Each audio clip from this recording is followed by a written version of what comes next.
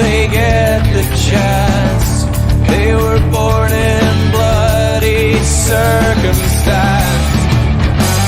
To go, leave me, run like you've never run before.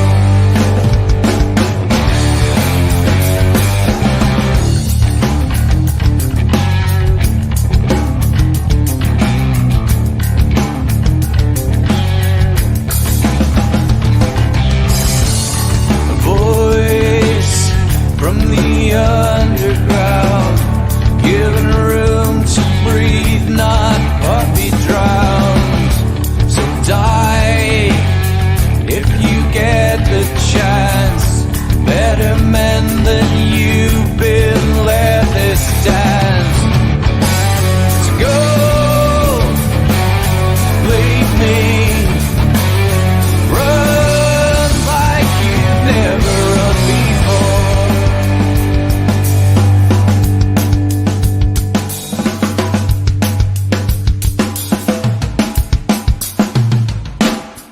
I have seen the worst, and there is nothing left for me to hate, so I can lay me down, my brothers, on the ground. I bled today until Coyote comes to raise me up and carries me away.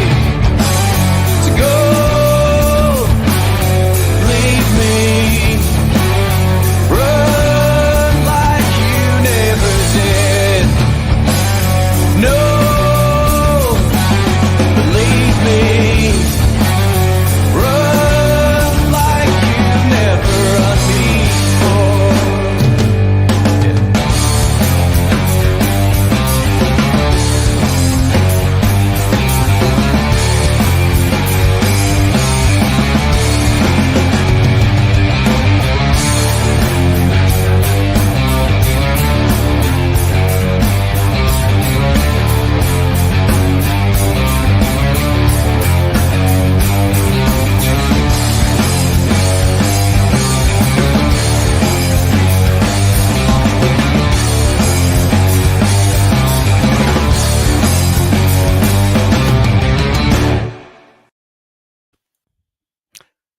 And I managed to do it without messing it up. Yay.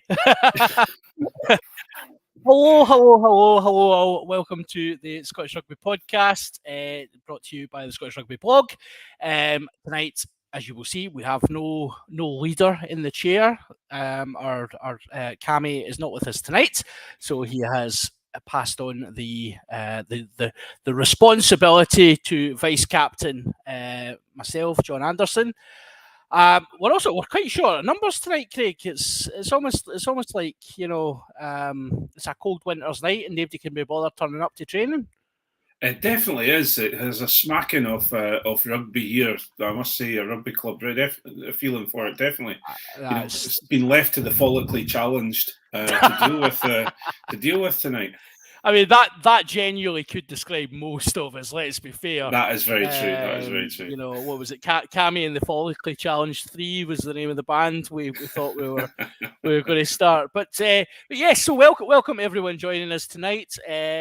We'll take a whistle-stop tour through some of the comings and goings of Scottish Rugby this week and maybe have a wee think about the upcoming Six Nations match at the weekend.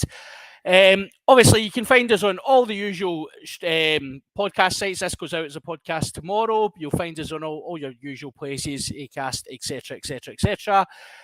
Cammy always tells you, please leave some positive reviews. We love a positive review, but also apparently it helps with algorithms. So leave us some nice wee reviews. We would be most grateful if you could do that. We also have a Patreon account, so if you cannot get enough of this quality patter and you want to support the podcast a wee bit more, you can head over to patreon.com/Scottish Rugby. You'll see the details down here. I'll change the banner. There it is. There, it's just coming along the banner just now. If you're listening in audio, that will make no sense to you, but you'll just have to deal. Patreon.com/Scottish Rugby Podcast, where you can subscribe and get exclusive content, including our weekly Hands in the Ruck, which may include certain numbers of swearies. I'm sure there'll be plenty for me and Craig to get our teeth into tonight. You also get access to our super secret Facebook page where you get to submit content for us to have some good fun and call out on the pod. But yes, away from the sales pitch tonight, Craig, we're going to start with. So I managed to rattle through that sales pitch quite quickly. You've done very well. So the credits is like 3 minutes, and then I'm getting better at it. It's because we don't have any sponsors to have to plug. So if anybody does want to sponsor us, two follically challenged gentlemen, please, you know where we are. It looks like for those that aren't watching online, it looks like someone has given me a certain brand of head polish tonight, because the light is shining off my dome quite easily tonight. You are getting, there is a definite, like, I'm not going to lie, Craig, it looks a little bit like you've got a bit of a halo, and we know that's not true. So, well, to be perfectly honest, you never know with my my fellow cult members. I may be ascending to a certain area. You've paid to get up to the next tier, so you get a halo. Well, it depends if they've paid enough for me to go up to the. Exactly. Right, so let's crack on with the news. So first things, let's talk internationally. We'll come to the club game in a wee minute. Internationally, the attritional nature of the Six Nations has saw Gregor Townsend has added 6 new players to the Six Nations squad to take on France, whilst a few have dropped out. Second rows in particular, Johnny Gray and Scott Cummings, both out injured, so they've dropped out the squad. Cameron Redpath, injured yet again. Yeah. Surely not. Please not. Come on. we got like 20 minutes out of him. So fingers crossed. I don't know. Have you heard anything on Redpath's injury? Is it I've heard nothing on him at the moment. I'm hoping it's just they've returned to their clubs. So I don't know if I'm hoping it's nothing major, and we haven't seen any pictures of him with I'm doing fine in a hospital or anything like that. So obviously, hopefully, fingers crossed, it's just a minor thing. Well, that is the wonder of social media, isn't it? Because obviously with players, obviously we saw that with Jamie Ritchie recently as well. It is kind of the indicator that yes, I'm going to be not playing rugby for a wee while when you get the hospital picture. We've also had Rory Sutherland is out of the Six Nations. I believe broken rib was the suggestion. Which, having broken a rib, it is not terribly comfortable. It's certainly not something I want someone to be rattling into with their shoulder at the next game. Yes. I think I'd be quite happy to take some break time. Yes, I think that's a sensible course of action. And then, no mention of injury, but I'm going to pull this up just because we know my views. Having Sebastian has also dropped out of the squad. And I'm gutted. Where I was hoping. Well, he's had his one cap, so he is going to join Daryl Marfo in the front row, the Toonies front row collection of single or double caps. The echelons of one-hit wonders. Although Marfo did get 2 caps. Yeah, and he did very well as well. That was the thing. He was absolutely outstanding in that autumn series. Having Sebastian, on the other hand, we've not seen enough of him. Yeah, we've not seen enough of him, really. Well, and that's the thing. I think we always talk about players getting their opportunity. When you can't get a game for air when you're in Scotland, then you probably shouldn't be getting a game for the Scottish national team. Probably. Yes, it's difficult. It's also difficult for the guy because I think he's even third choice for Scarlets at the moment. So he's very rarely on their bench as well. So again, just a very I've said that a few times. It's a strange. It's a very odd one. Yeah. But anyway, he's winging his way back to the Scarlets to go and, well, not bench warm for them. Maybe Well, I they've hope he's all right anyway. Aye, I hope so. So the call-ups. So those are the injured few plus having. Let's talk about the call-ups.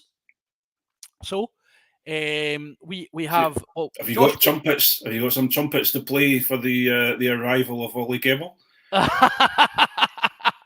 Sadly not. But I do like Ollie. So Ollie's thing on. So obviously you'll know yourself as well, Craig. The guys all do their little picture thing at the start of the season, and they show it when they score a try or kick a conversion or get player of the match and all that sort of thing. And Glasgow do this it's CubeNet sponsor it, and it's like Defender of the Week. And Ollie Kebble got it this week, and it's just Ollie, and he's just doing the shark fin. And I'm all in, Ollie. You are my god, Ollie Kebble. But first of all, Josh Bayliss is back. He's he never left the squad, but he's available. He missed England and Wales games, but Josh Bayliss is available. What a try at the weekend from him, by the way. Right? What a try. A step and a half. I've never seen a second row or a back row step like that in my puff before, apart from maybe Mish, but my goodness. Amazing. That's the thing. Like, if a Darcy Graham does that, everybody in their dug is going, what? Yeah, amazing. Great footwork, and again, just shows like the versatility of that back row that Scotland have. I think they have got lots of different options, and it will be really. Obviously, we'll preview the France game later on, but it'll be really interesting to see what the mix is. Yeah. As you've said, big Ollie, giving them the shark fin. Ollie's back, finally, gets his way into the squad. I don't know if it's to replace Rory Sutherland or having Sebastian or both. Well, I heard Tom English on today's BBC podcast, Rugby BBC podcast, and he mentioned something about there's some talk going around about Xander Fagerson.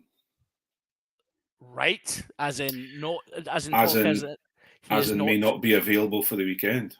As in injury or as in? Well, he didn't say. He just said there was talk about Xander Fagerson. Did Xander have 4 beers? Is this the issue? I think he may have just decided to go rogue Finn on us, and do you know who I am? I'm a Lions prop. No, I honestly I do.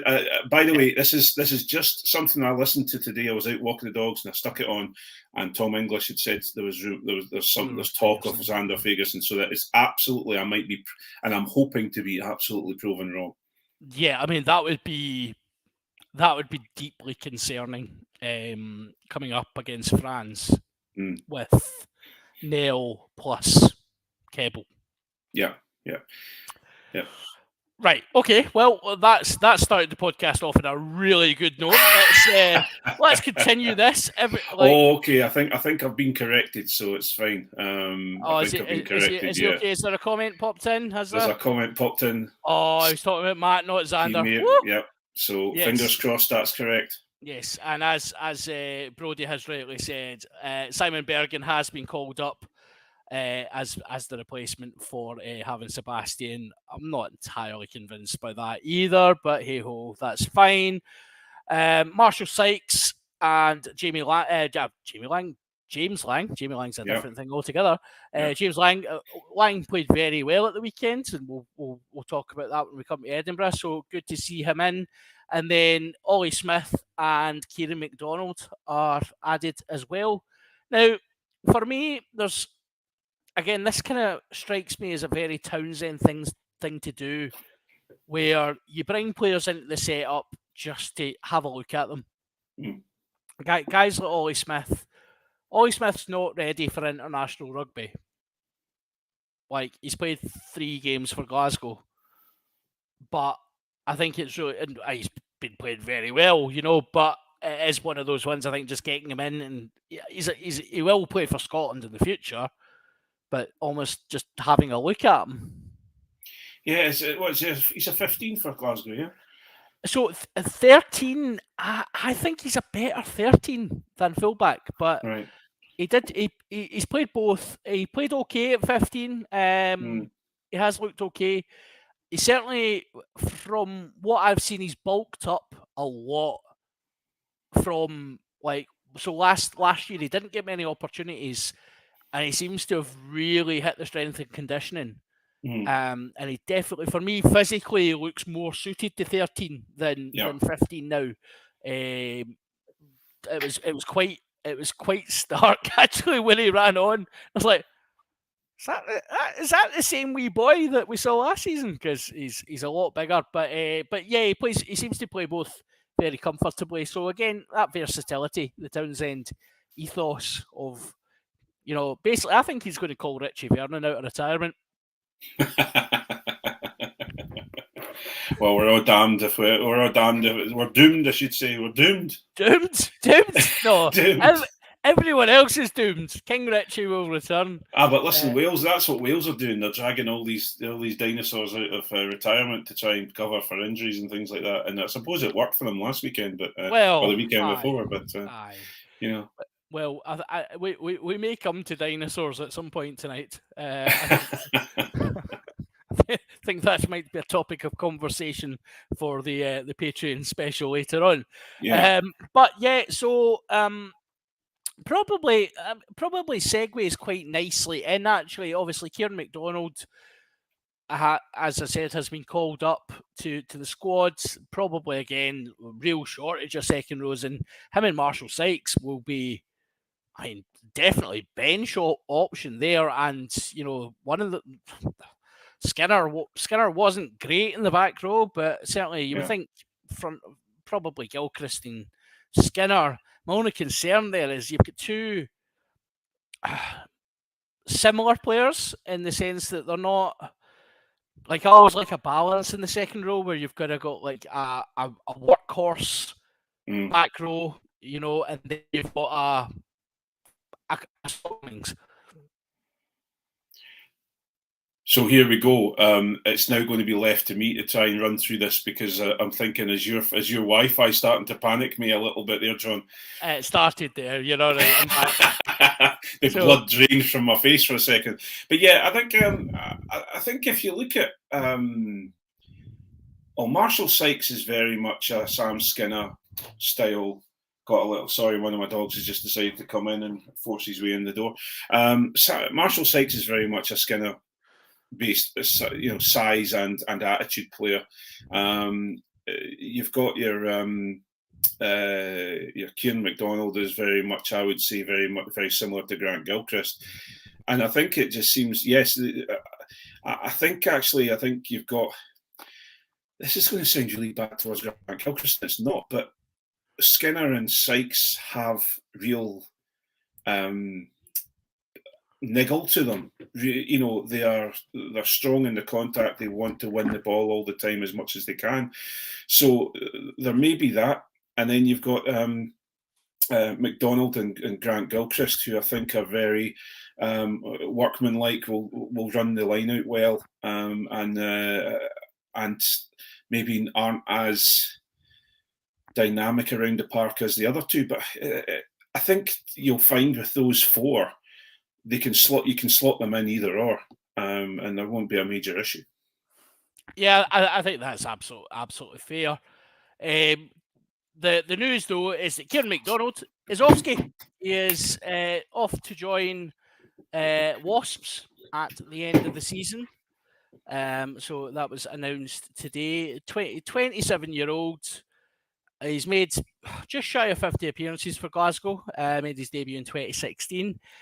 He's always been a player that I've always liked him as a player.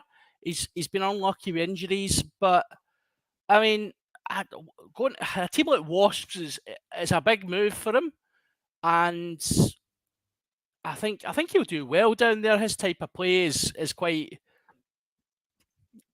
Premiership like. You can see a guy like him doing all right in the Premiership. Well, we just need to look at a couple of players that have gone down there, a couple of second rowers that have gone down there. For example, Tim Swinson, who was retired and seems to have got a second rugby life.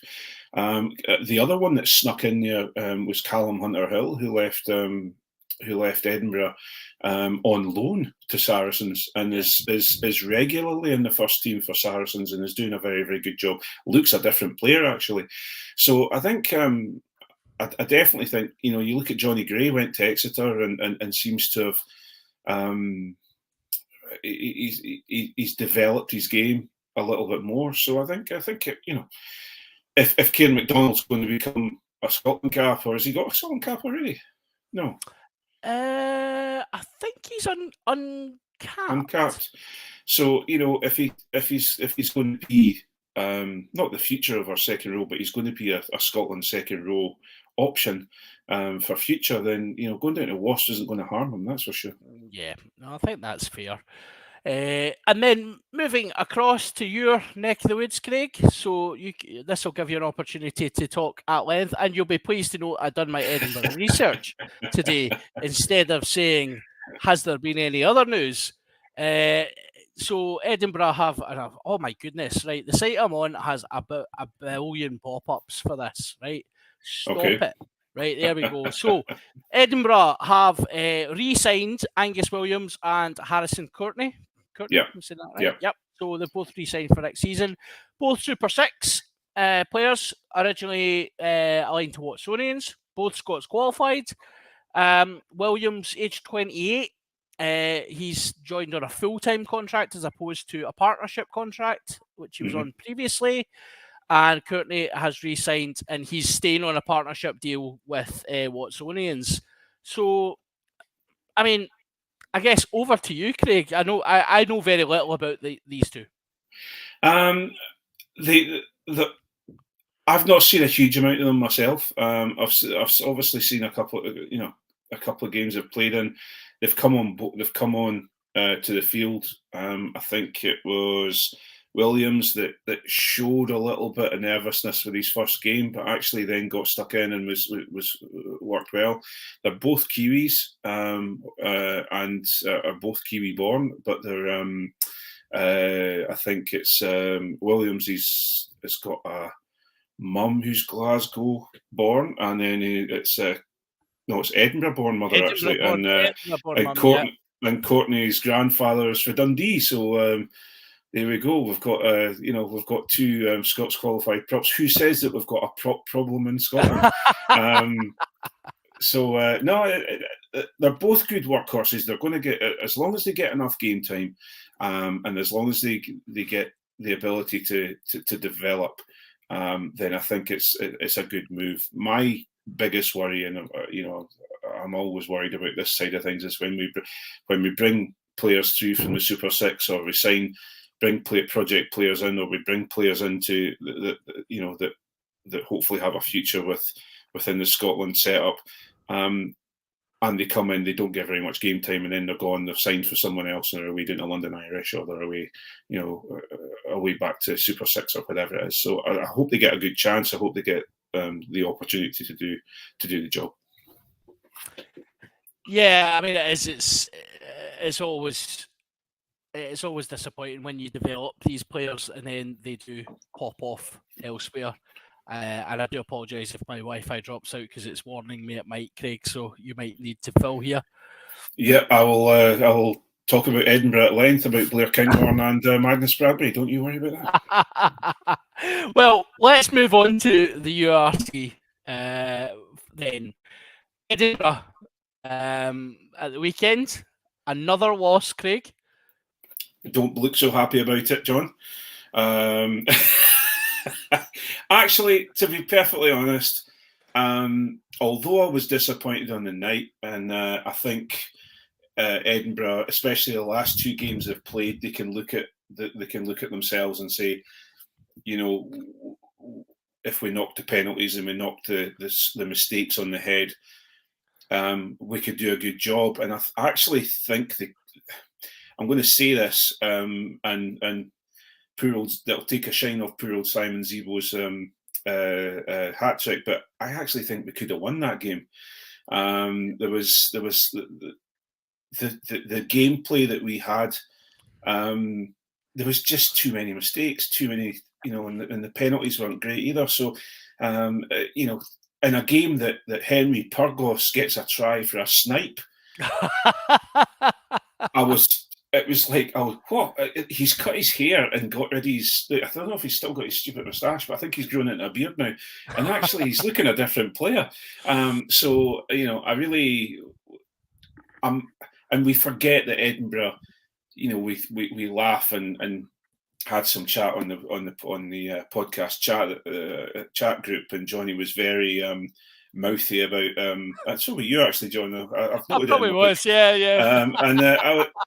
And for me, it was, we forget that this is Mike Blair's first season. We're developing as a team, and just because we were sitting top of the URC, we're sitting at the top of the URC because of good gameplay. People not realising what Edinburgh have become, right now under Mike Blair and how he's intending to play. But again, this is a development time for him, and so maybe we got a little bit too ahead of ourselves. I don't know, but we'll wait and see, because I actually think if we can if we can get back our Scotland players, and we get a chance to have a go at some of those teams again, I think there could be a different score. I would completely agree, Craig, and I would actually go a step further to say that I think you could have won both matches, even though Leinster convincingly avenged. Score wise, it was convincing. Edinburgh had chances, and like a couple of those, you convert a couple of those, it's a different game, and yeah, we have a laugh and a joke in the group chat and stuff like that. But I think there is real progress from Edinburgh's perspective, and I think where you are now in the table. I'm not saying right, we'll come to Glasgow in a minute, right? But yeah. I think where you guys are on the table just now is probably quite reflective of where you should be.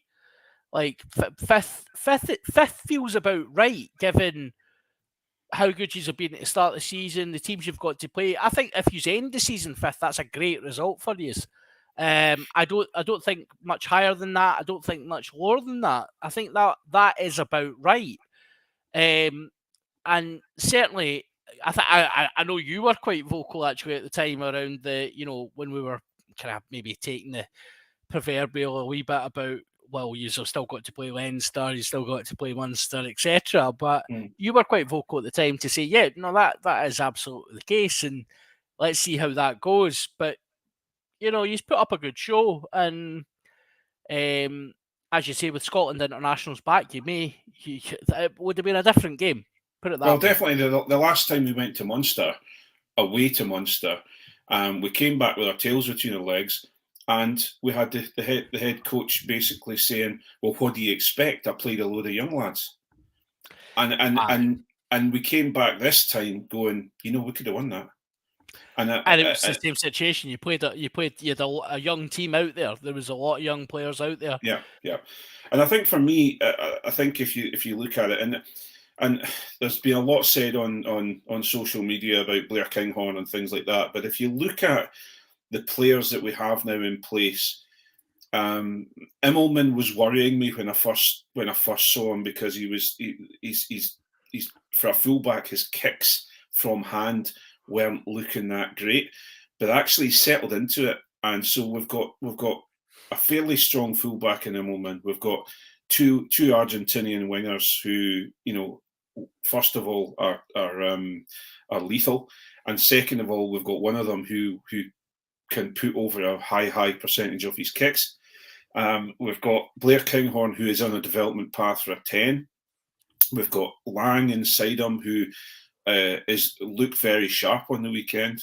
We've got a couple of scrum halves who are coming through in the same mould, and we've got another scrum half who, whether he's going to stay on as an elder statesman and guide the other scrum halves, or what's going to happen with Henry Pyrgos, he looks like he's a different player. Although he's still slow, but he's slow in a controlled. He's a Greek Laidlaw slow now, rather than just a slow player. Just slow. Yeah, exactly. So there's and we've got a forward pack that. And this is one thing I'll say for Cockers. He knew how to build a forward pack, and we've got a forward pack that no matter who you put in on the day, we've got the ability to turn over teams. So, and the last thing I want to say is defence. Now, okay, fair enough, we've leaked a few tries over the last, but we're up against quality teams. But our defence, I would take this defence every day and twice on Sundays 2 years ago. So on my side of things, I think we've seen a large change already, and I'm quite excited about the future. I mean, I totally agree. I think it should be. So I watched the Edinburgh game back, and the one guy in the back she didn't actually mention, Mark Bennett. Again, it looks like a player reborn again this season. Just that there's no substitute for that pure pace and that step, and just love watching him play. Really impressed with the boy Muncaster as well. I thought he had a fantastic game. Again, just showing what you're looking for in a kind of abrasive back row. You want someone just to go and smash people, and he done that in spades. So I was very impressed. Yeah, it's an exciting time. I think we also we've got players that are coming through, youth players that are coming through. Like, for example, Cammy Hutchison, for example, who is it Cammy Hutchison or Hutchison? I think who looks incredibly strong at 12. And then my only view, if you're going to ask me about, if you ever ask me about a regret, I really regret not keeping Matt Scott. That would have been a real big loss to us. Big loss. He's again, like, obviously I've had my words about Matt Scott at an international level. I think Matt Scott at club level, he is the ideal player for Edinburgh, for Glasgow, for the clubs down south. I think he's a brilliant club player.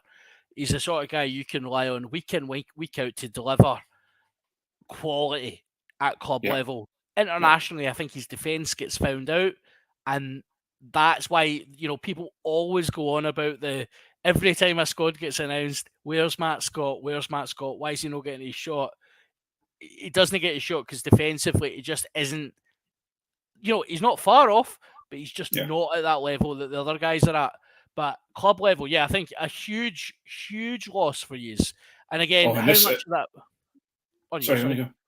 No, it's just that in this new style of Edinburgh, we talked about it ages ago on the pod when I first came on the pod. My ideal centre partnership was Mark Bennett and Matt Scott. They were phenomenal for a season. Electric. Yeah, and that was a Cocker season as well. With his gameplay. So and this, it's just something that we don't have it, so we can't really talk about it much. But you throw in a 10 that can actually distribute, into that mix, because again, obviously during the Cockers era, you were yakking, and he's got his talents, but setting a centre partnership alight is not one of them. No, Blair Kinghorn is very good at, and we saw it at the weekend as well. I noted it as I was watching it. I thought Craig is going to enjoy that, because there was a particular moment where he just breaks that first tackle, ball round the back, flicks it round. Ideal. That to me is the sort of 10 you want. If he's going to play 10, that's the style. I don't really need him firing 30-yard passes off either hand. Actually, I want him running at people and committing defenders. It's a different style of 10, but it's effective. So, batter in. Yeah, absolutely. Anything more you want to say on your boys before we head? We take our proverbial Scottish Rugby bus and head the other side. No, I think we've talked. Well, I've definitely talked a lot about them. So yeah. Good. Have I given you enough time? I haven't talked over you. I've talked over you a couple of times already, so I'll shut up now. So we'll be getting angry letters again. To be very clear to anyone listening, we had some feedback. Craig got some idiot criticised Craig saying that he wouldn't let me speak, which everyone knows that's actually a great idea. But when it comes to Edinburgh, it's a great idea to stop you speaking. That's for sure. Pretty much, yeah. But just to be clear, me and Craig, we are good chums. We are fine. Don't you worry, guys. So disappointing defeat for Edinburgh, down to 5th in the table. But again, lots of hope, lots of promise. Let's see where things pan out. I think that's going to be. I reckon you will finish 5th. That's my prediction now. And I see that the boss is checking in on us. Yeah, he is. I just noticed that as well. No, I think. Here we go. Just checking in. Delighted to see you're still talking to each other. Oh, thanks, Cam. Yeah, it's nice of you. Nice of you to check in, Dad. Appreciate it.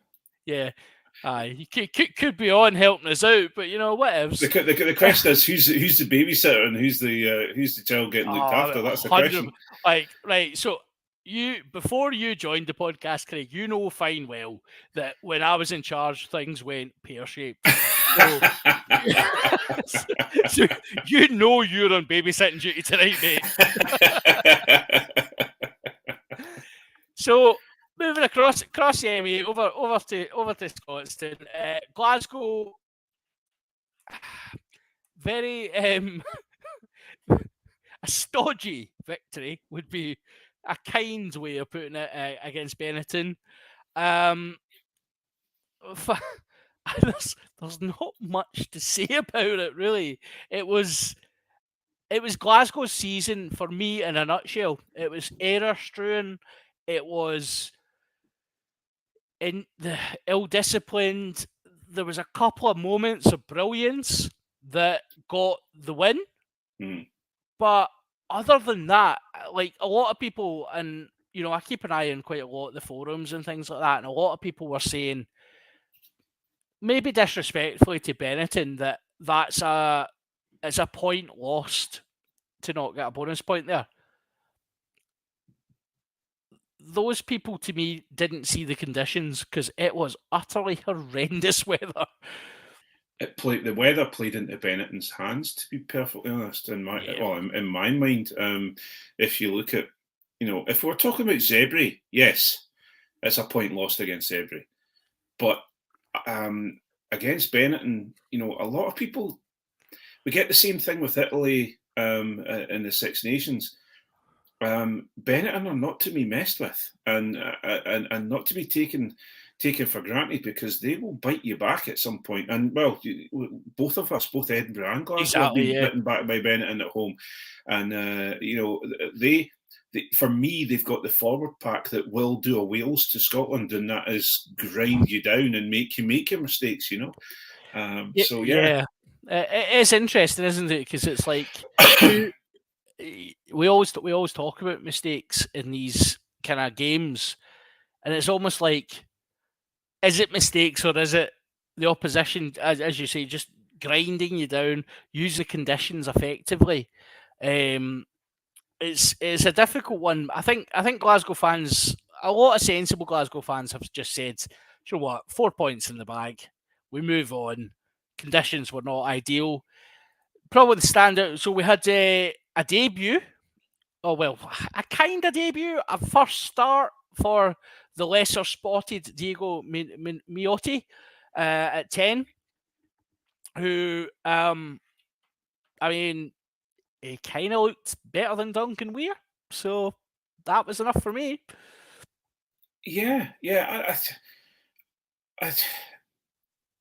I guess for me, for me, when Ross Thompson came on, you saw a difference. Aye. So that don't get me wrong, the guy, this is his first start, and it was in the pouring rain and the wind, and he was probably sitting thinking to himself, why have I signed up for coming here? But I'm not going to write him off just yet. No, I think that's absolutely fair.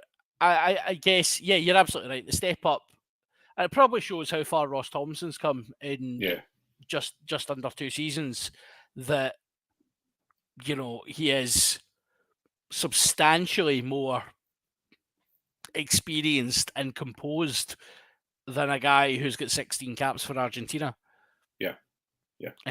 But yeah, I mean, other than that, like, it's a hard one. Like, I think, you know, Glasgow's discipline let them down again. But Ollie Smith, as you said, playing 15 this time, he was probably the standout player for Glasgow. Back row was quiet. George Horn again.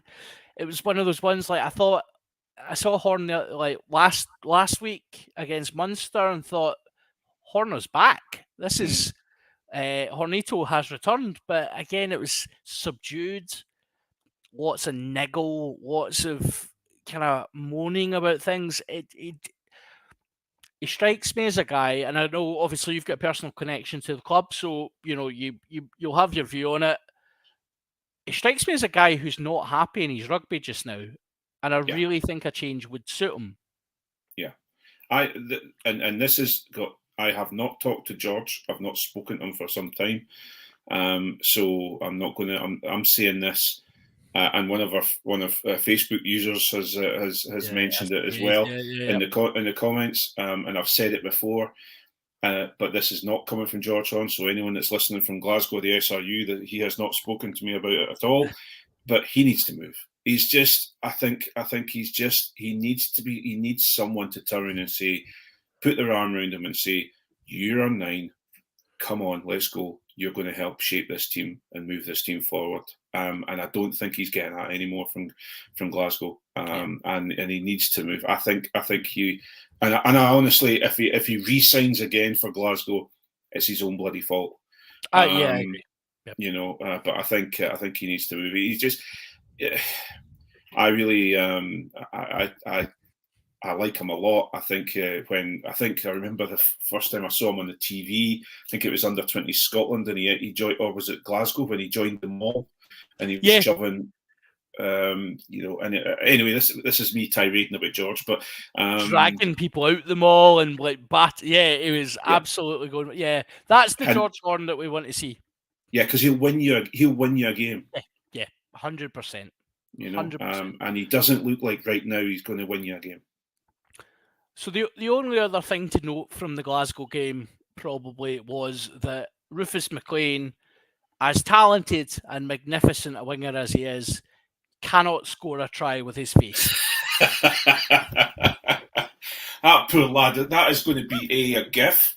It may end up being. I don't know what an NFT is, but it's going to end up as one of them as well.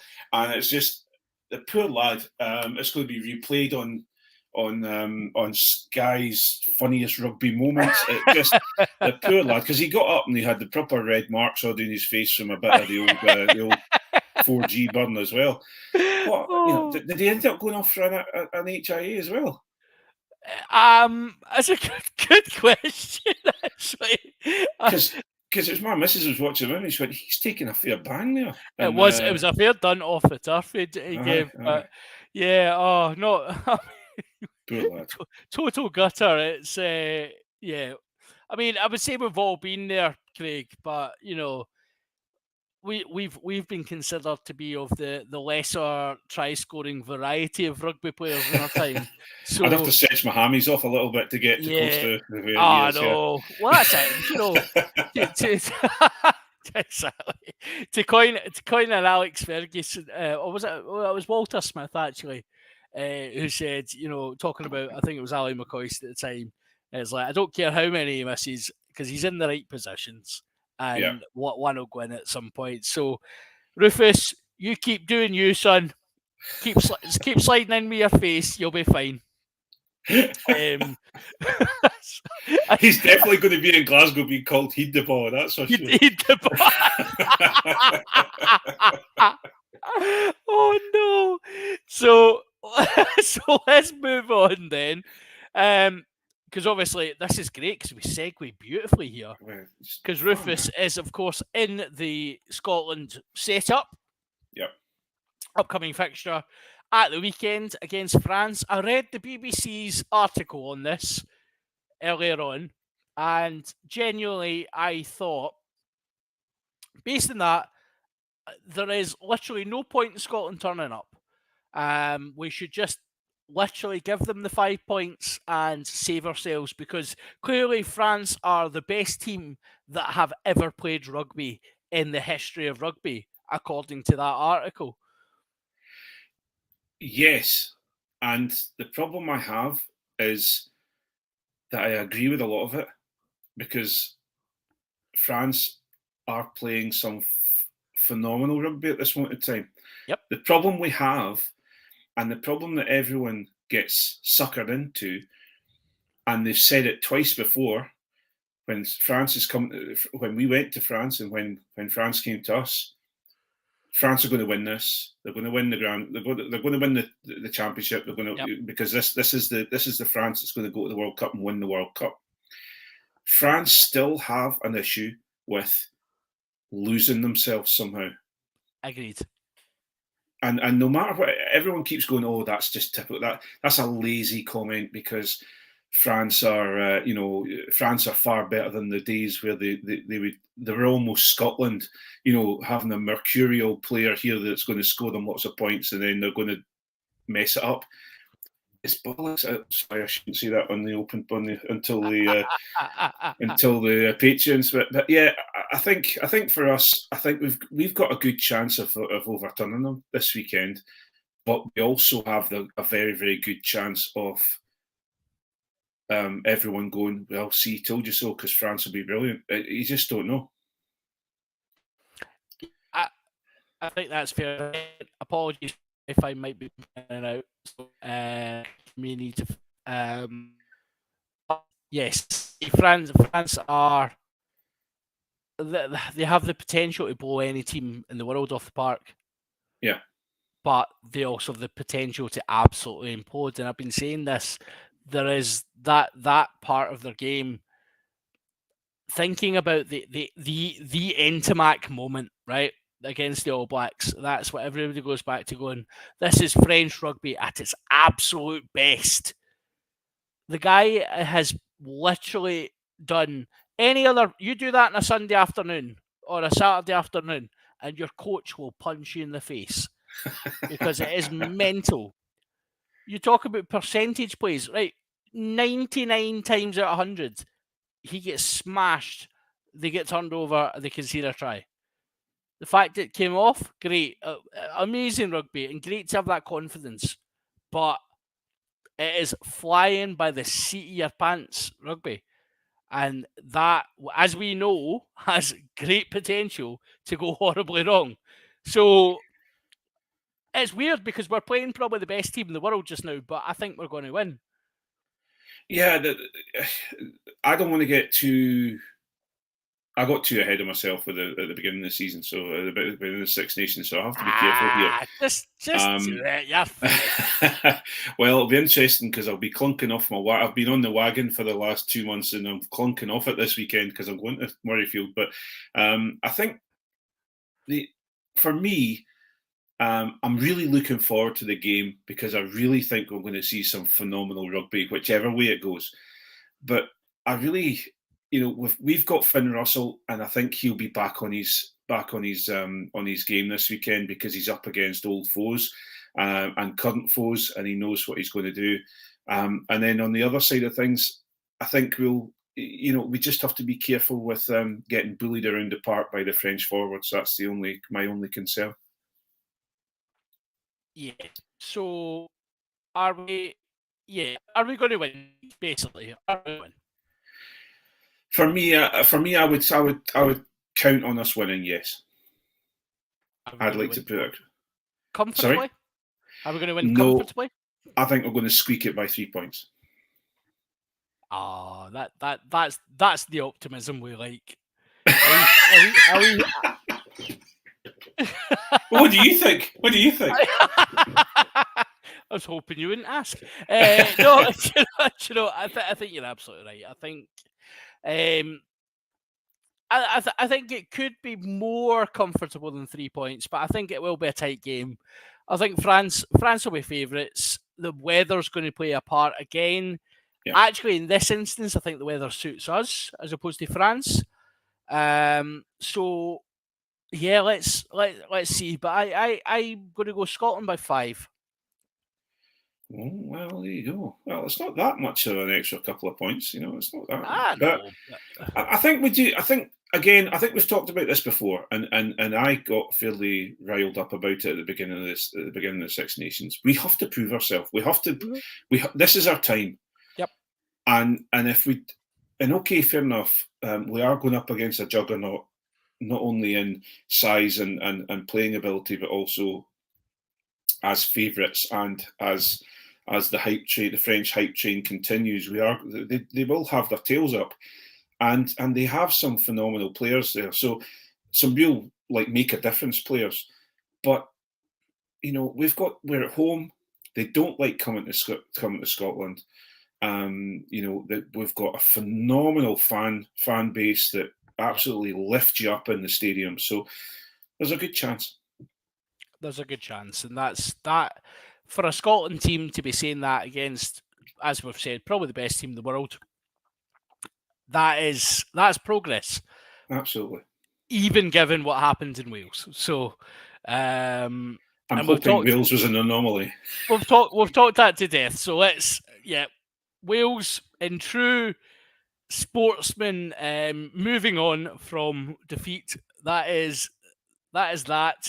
And we focus on now. So yeah, I mean the plan this week. We do our only Finns preview pods, where once the team gets announced, we would look to do a wee podcast just to talk about the game in a bit more depth. So we'll not overdo it on here, because we have on occasion went down the route of predicting teams, and promptly within almost by the time someone has downloaded the audio podcast, the team is out and we are out of date. I think the other thing to note, and I noticed this stat the other day, France haven't won the Six Nations. If they don't win it this year, I think it'll be 12 years. That is surprising. I think it's I think with but again we go back to, and it's again I'm going to use this lazy or people say it's a lazy point about the French. We are in a situation where they build a head of steam and then absolutely throw it away. Aye. And it's how many times have we watched them in the World Cup or watched them in the Six Nations where they've punched someone, elbowed someone, not knowing when the clock's about to run, going to the red, got confused about how many points they need to win the championship, all these different things, and imploded. And I think that's where I'm hoping, Galti, is it Galti, their coach? Galti is the coach, yep. Yeah, he seems to have his head screwed on, even though he's got the most fabulous glasses in the world.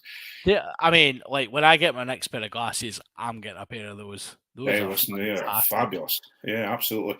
And obviously they're bringing, Sean Edwards brings them a ferociousness that maybe they've been lacking. So we'll wait and see. But I think the stars are aligning. I think if France are going to do something, you'll see them win the Six Nations next year, and they'll go on to win, get into the final of the World Cup, and then it's up to them. But I don't think they're there yet.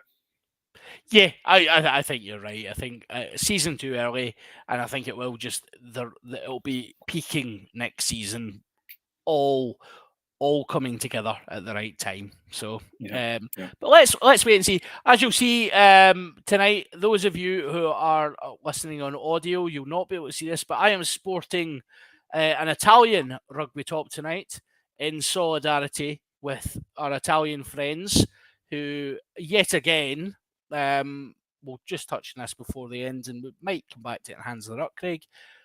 Italy again. The Daily Fail put out a horrendously clickbait article regarding South Africa replacing Italy in the Six Nations.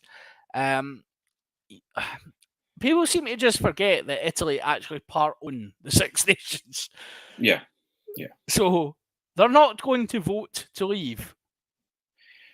They really aren't. And also, you know, the basic bottom line, and you know, we have to talk about this, in the fact that if we did it, if it happened, you are killing Italian rugby. Aye, stone dead. Stone dead. And there have been people have invested their time, their money, and their lives into Italian rugby over the last 20 years, and you will kill it. Yep. And I honestly don't see it happening. I don't think it should happen. And if the South Africans have fallen out with Sansa and have thrown the toys out the pram with all of that, why do we want them to come here and throw their toys around? You know. Well, it's but $1 in it, but then I would then strongly. I mean, it's funny because people were talking actually about I saw. It was one of those I'm not even going to dignify them with naming them, but one of the clickbait rugby sites that we all know and despise put out wouldn't it be great if the team that finished 6th in the Six Nations played the team that won the Euro Championships in a two-legged match to see promotion and relegation from the Six Nations. Mm. And it's like every time we do this, right? So Italy have played Georgia and absolutely thumped Georgia a number of times. The gap is massive, right? So you either say Six Nations, the Six Nations is staying as it is. Italy are not going anywhere, right? Yes, they are behind the other sides, but then Scotland were miles behind the other four, and the gap now is much closer. Things change. Progress is made, right? That will happen. I think if South Africa joined, you're then looking at probably another country joining as well to then bring it up to 8, and then that becomes it's like a mini World Cup at that point. So let's see what happens. But South African money, they've managed to wriggle their way into the URC. I think the direction of travel is clearly they want them in the Six Nations, 7 Nations, 8 Nations. I mean, 7 Nations would be quite good, and then we can get the White Stripes to just do the theme for it, and that'll be us sorted. The thing is, the problem you have though is that especially with what you just mentioned, the promotion and relegation, and again, I'll quote him because I really like what he says. I think he's a fabulous journalist and a great writer. But Tom English again said this yesterday or today. England had they've had a couple of really bad Six Nations and have been 5th. Yep. Quite a few times. And all you need is England to come last, Italy to build up, England to come last, and then have a bad game. Aye. Is that going to happen? Are they going to let that happen? Of course. So why are we talking about them and us, or why are we talking about England? Italy should be thrown out, or they should play this relegation game, or whatever they play. Yeah. But it won't happen for us, So if they want to do something like that, that's fine, but they have to accept the consequences. If you think for a second that the television companies that are invested and CVC who are invested in the Six Nations are going to allow a France who finished 5th, Ireland have finished 5th, England have finished 5th, Wales have had the wooden spoon in the past.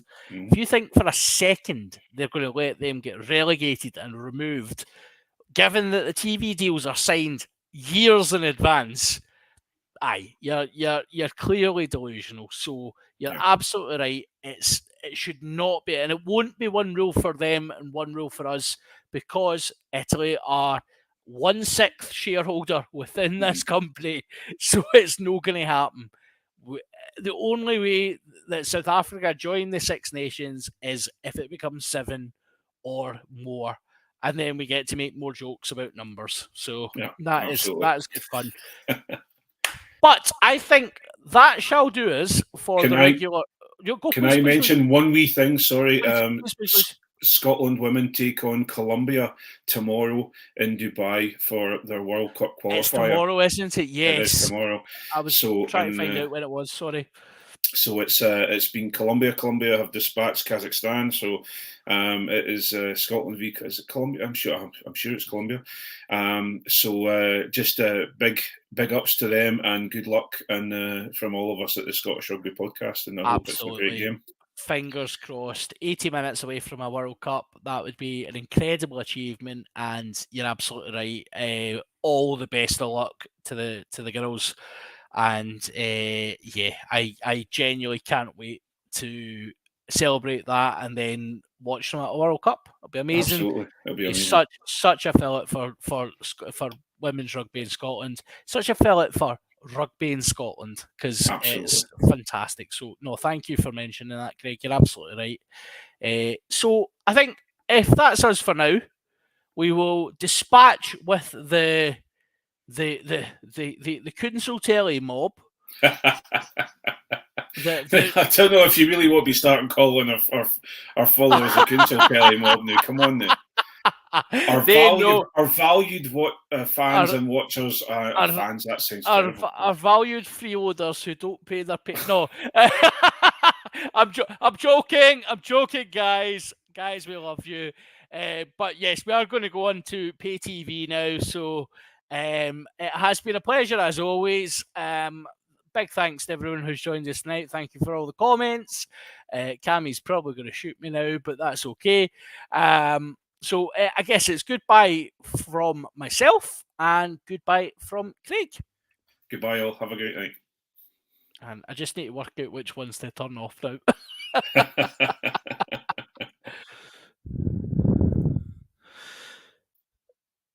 Oh, it's that one.